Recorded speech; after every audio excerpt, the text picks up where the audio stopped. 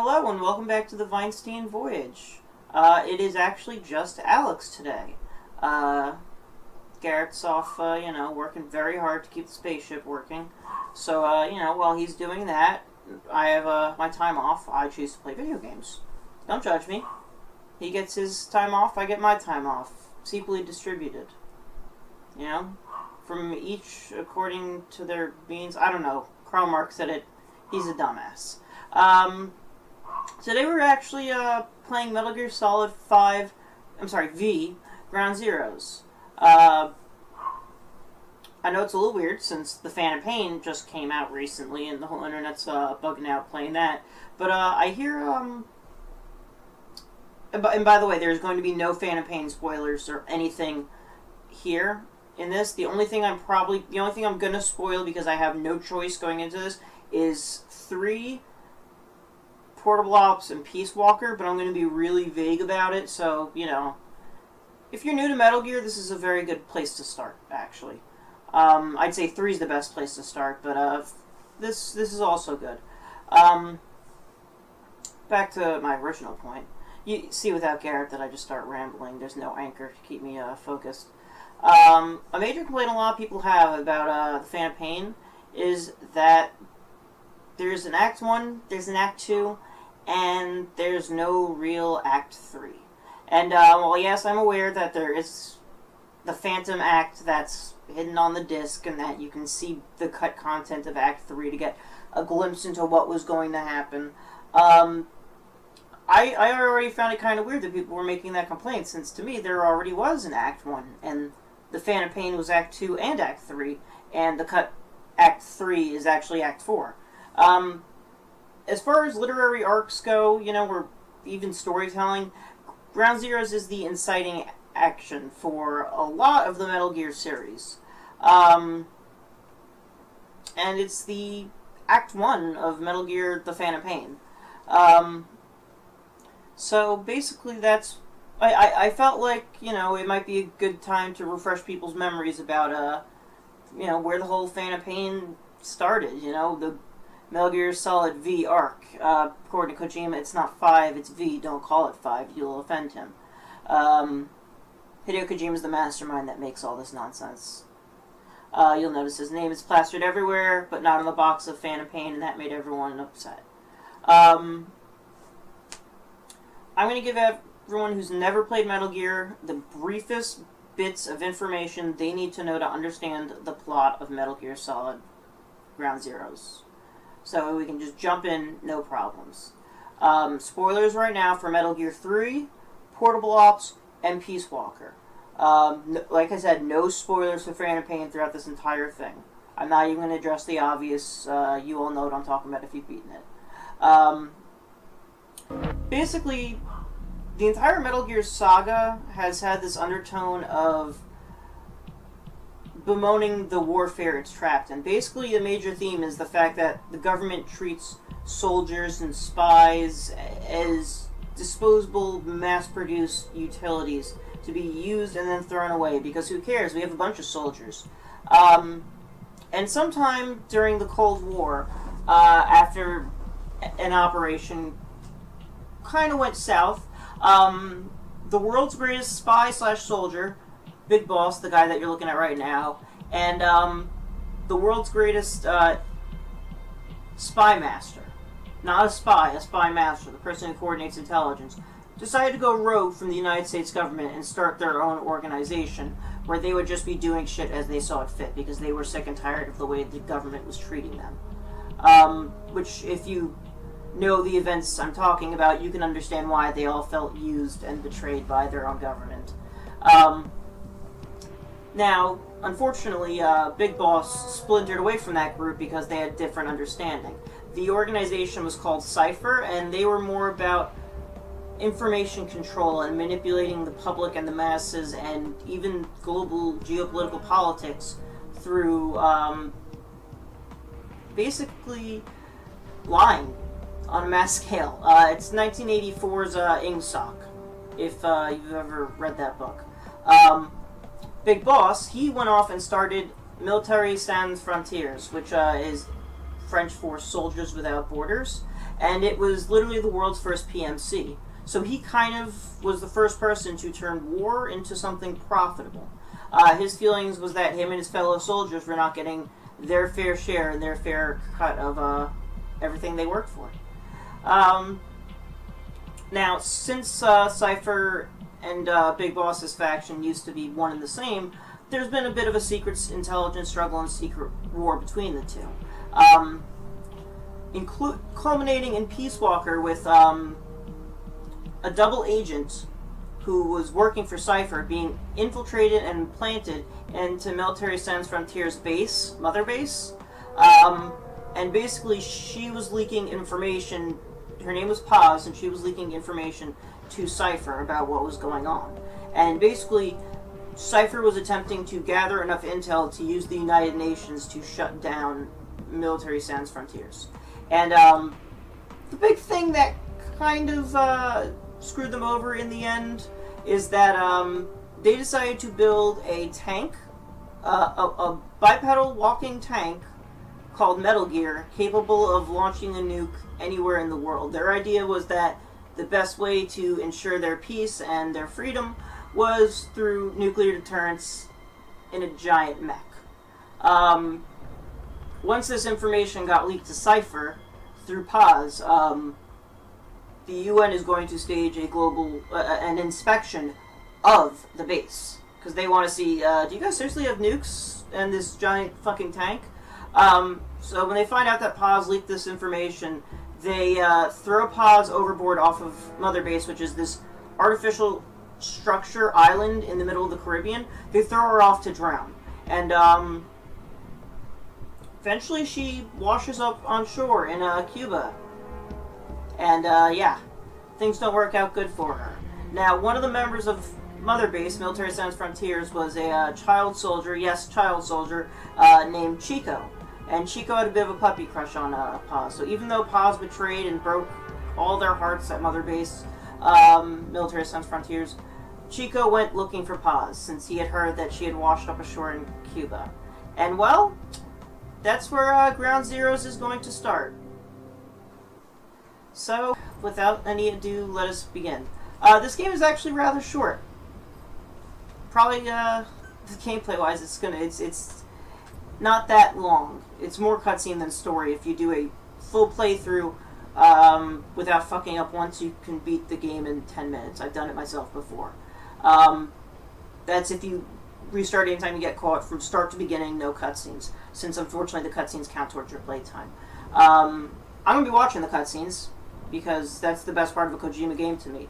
And I'm going to actually be playing by a set of rules that Metal Gear fans will be familiar with, called European Extreme Rules, which basically means anytime you get caught, you have to restart to the last checkpoint, which means Snake cannot be looked at. Also, another rule, since Metal Gear gives you the option, you can either be lethal or non-lethal. I hate lethal. Don't kill people if you don't have to. Snake's better than that. So I'm going to be doing a non-lethal European Extreme Challenge. So Snake can't be looked at, and I'm not killing anyone. So without further ado, let's play Ground Zeroes.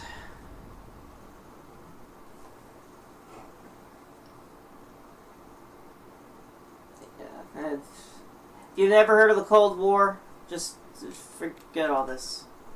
Don't worry about that.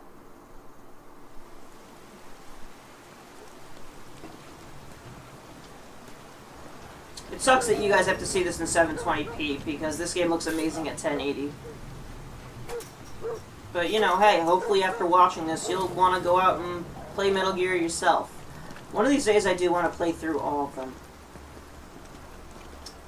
With that need to capture card.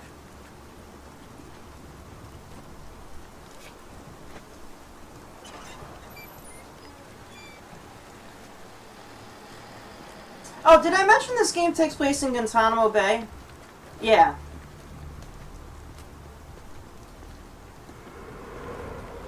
Yeah, Gitmo's a fun place. It's a fun camp.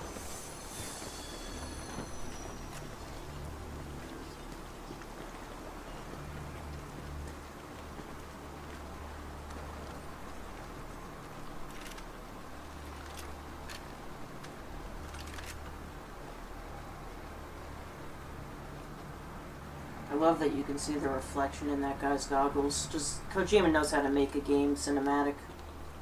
That's Chico, by the way. Don't worry, I kept my word. The child soldier I was talking about earlier. Here. You earned it.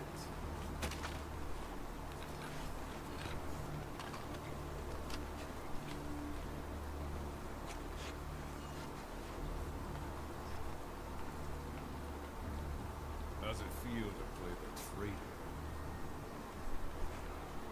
No more war games.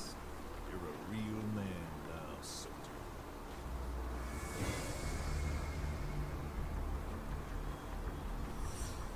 Snake is Big Boss's code name, by the way.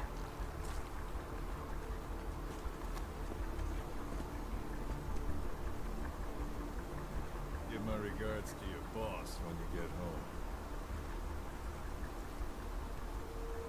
We don't know who that mysterious figure was.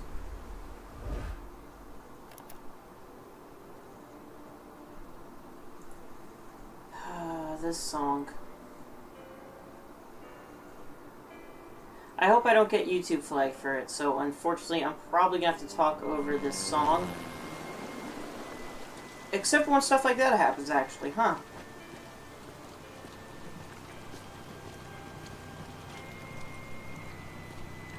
I wonder if the sound of them walking in the rain is enough to block YouTube from flagging me.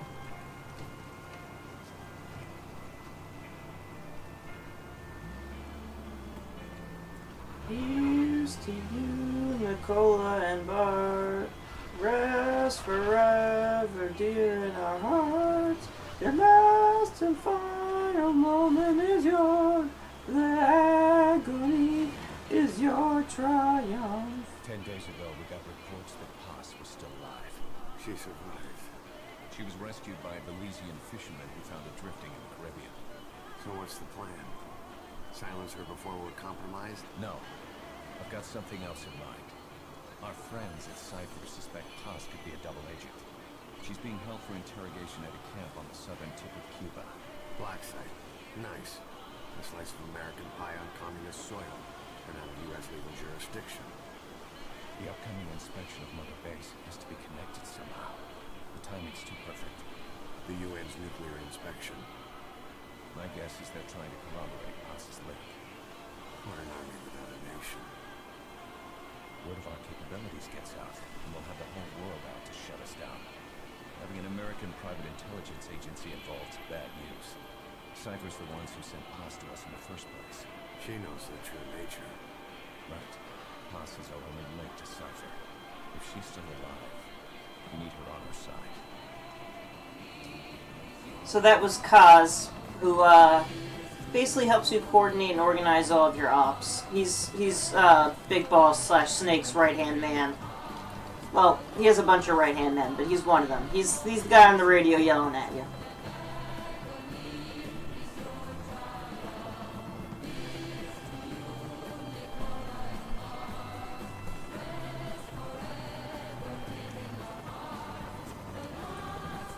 Oh, and just so you understand why that says Fox backwards, Snake's old unit, when he worked with the American government and the CIA, was called Fox. So, Trojan horse is in. yeah. These guys are Zoff because they were Fox.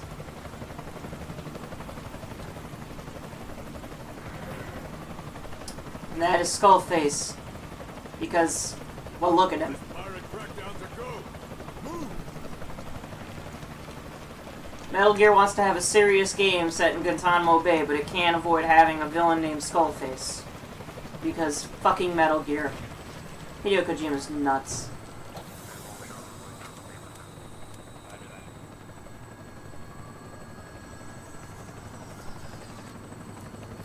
The song that was playing when they were flying away, or driving to them while Snake and Kaz were talking, it's called The Ballad of Sacco and Vizzini.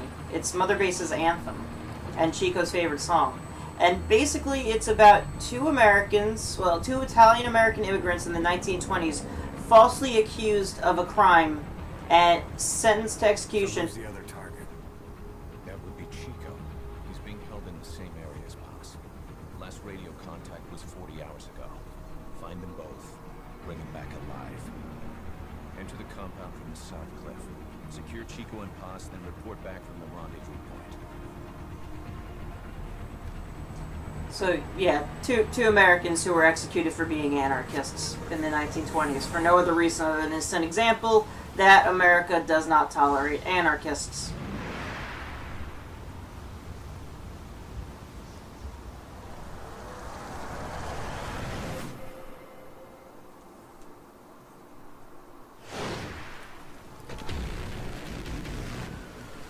A true soldier always wears the patch of his former unit on his right shoulder and his present unit on his Send a left. chopper from across the Cuban border.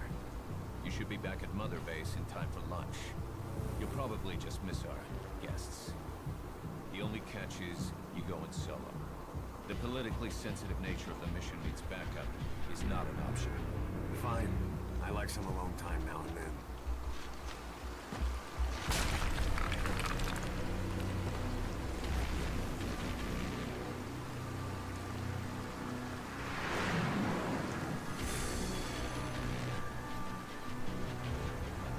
Oh yeah, Tara Strong is in this game. That always makes me laugh. And this is also the first Metal Gear game where they dropped Kiefer Sutherland. Prison camp. Excellent, Snake. Age hasn't slowed you down one bit. I'm sorry, they didn't drop Kiefer Sutherland. He became the new Snake voice actor, not David Hayter, who was far superior.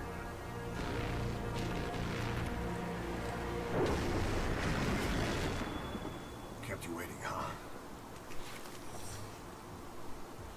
Kiefer Sutherland, you're not as good as David Hayter. I'm sorry.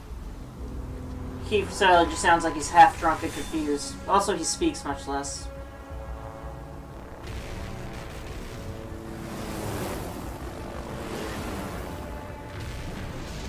There he is, the greatest soldier spy in all of history. Directed by Hideo Kojima. Created by Hideo Kojima. Written by Hideo Kojima. Programmed by Hideo Kojima. Everything by Hideo Kojima. Oh yeah, they ignore the future tech that exists in the 70s. Chico and Paz are being held in an old unused part of the compound. Get inside and head northeast. Ignore the fact that we have future tech in the 70s.